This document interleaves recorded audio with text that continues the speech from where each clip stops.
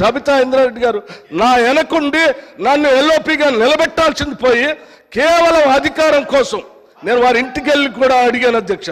నాతో పాటు అనేక మంది నాయకులను తీసుకొని పోయి అమ్మ ఎల్లబాకండి, మీరు పోతే ఎల్ఓపి స్టేటస్ పోతుంది, కాంగ్రెస్ పార్టీ పరువు పోతుంది, 10 సంవత్సరాలు మీరు మంత్రిగా అనుభవించారు, మీరు ఇప్పుడు కూడా ఎమ్మెల్యేగా ఉన్నారు, కాంగ్రెస్ పార్టీ మీకు ఏం తక్కువ చేయలేదు, మీకు ఇంకా కావాలంటే ఇంకా చాలా చేస్తుంది, చివరికి మీ అబ్బాయికి పార్లమెంట్ సీటు కూడా కాంగ్రెస్ పార్టీ ఇచ్చింది, చేయబాకండి అని పదే పదే బతిలాడితే వారు చేసింది ఏంది అధ్యక్ష?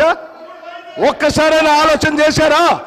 ఒక్కసారైనా ఆలోచన చేశారా? మీరు ఏం ఆలోచన చేశారు అధ్యక్ష?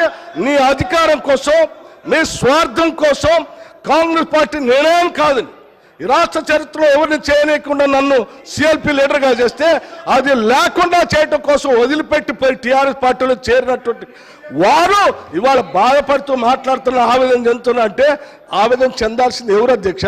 నేనా, కాంగ్రెస్ పార్టీయా, లేకపోతే ఈ రాష్ట్రంలో ఉన్నటువంటి ప్రజాస్వామ్యవాదుల? ఎవరు అధ్యక్ష బాధపడాల్సింది? వారా? ఇంకా ఏం ముఖం పెట్టుకొని ఈ సభానాయకుడిని రేవంత్ రెడ్డి గారిని, ముఖ్యమంత్రి గారిని పట్టుకొని ఇంకా మాట్లాడుతున్నారు? దేనికి మాట్లాడుతున్నారు అధ్యక్ష? ఏం చేశారని, ఏం గొప్పలు సాధించారని, ఏం చేశారని?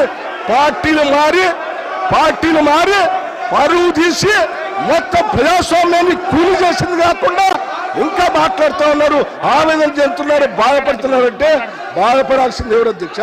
ఇది కాదు, బాధపడాల్సింది మీరు, బాధపడాల్సింది మీరు. ఏం మాట్లాడుతూ ఉన్నారు? ఇంకా ఏం కూర్చోండి, దయచేసి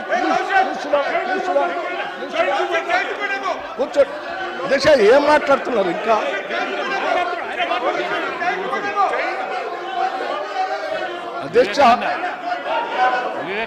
అధ్యక్ష ప్రోగ్రెసివ్ వాదులు సామాజిక పరివర్తన కోసమే పుట్టాం, సామాజిక పరివర్తన కోసమే పెరుగుతున్నాం అని చెప్పినటువంటి నాయకులు ఇంకా ప్రజల మధ్యలోకి వెళ్ళి ఇంకా మాట్లాడుతూ నేను ఇంకా బాధపడుతున్నా ఉంటారు. ఎందుకు బాధపడుతున్నారు మీరు?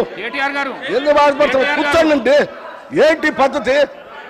ఇది కరెక్ట్ కాదు కదా. కూర్చోండి. బాధపడుతూ ఉన్నారు ఏంటిది అధ్యక్ష? ఈ పద్ధతి ఏం బాగలేదు.